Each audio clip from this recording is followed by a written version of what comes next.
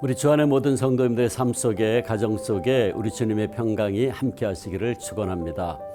이번 6월 25일은 북한 공산주의자들의 기습적인 남침에 의해서 벌어졌던 우리 민족 최대의 비극적인 사건인 한국전쟁이 일어난 지 70주년이 되는 날입니다. 그래서 오늘은 우리에게 주신 하나님의 말씀을 통해서 우리 신앙인들의 나라와 민족을 향한 자세가 어떠해야 하나 하는 것에 대해서 나누고자 합니다. 바울은 로마서 8장에서 구원받은 성도로서 하나님의 사랑에 대한 감격에 찬 노래를 불렀습니다. 그런데 바로 그 뒤 9장에서 나에게 큰 근심이 있고 마음에 그치지 않는 고통이 있다고 합니다. 왜 바울은 갑자기 이렇게 앞뒤가 안 맞는 것 같은 말을 하고 있는 것입니까? 그것은 바로 예수님을 배척하고 있는 자신들의 동족들 때문이었습니다. 바울은 예수 그리스도의 복음을 거부하고 불순종하던 이스라엘 동족이 너무나 안타까웠고 자기 동족이 구원받을 수만 있다면 자신은 저주를 받아 그리스도에게서 끊어질지라도 그렇게 되기를 원한다고 고백할 정도였습니다. 우리는 바울의 이런 모습에서 본받아야 할 중요한 진리 두 가지를 생각하게 됩니다.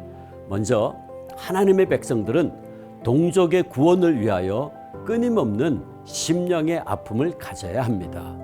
바울은 유대인들에게 복음을 전했지만 번번이 거절당했고 오히려 유대인들은 바울에게 엄청난 핍박을 가했습니다.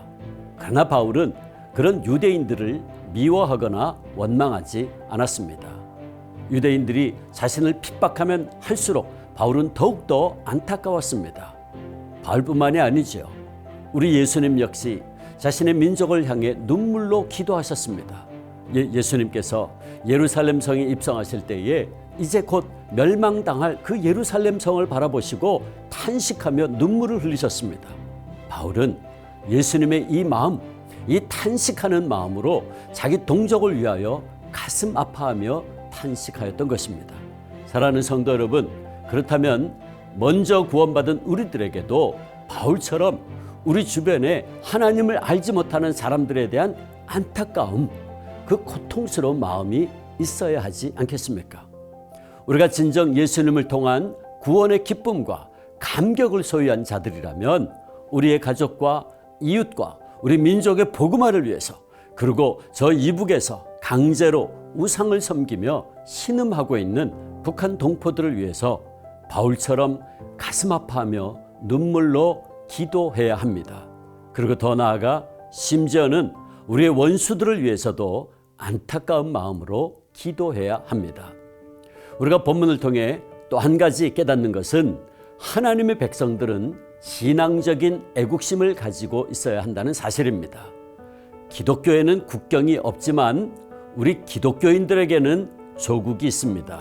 우리는 넓은 시야로 보면 하나님의 나라 속에 살고 있는 하나님 나라의 시민들이지만 동시에 이 땅에 발을 딛고 살고 있는 대한민국 백성들입니다. 그러므로 우리들은 믿는 사람으로서 대한민국에 대한 신앙적인 애국심이 있어야 합니다.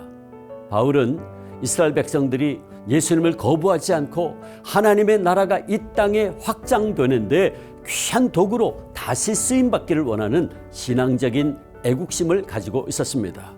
주님께서는 우리도 바울의 이런 신앙적인 애국심을 본받기를 원하십니다.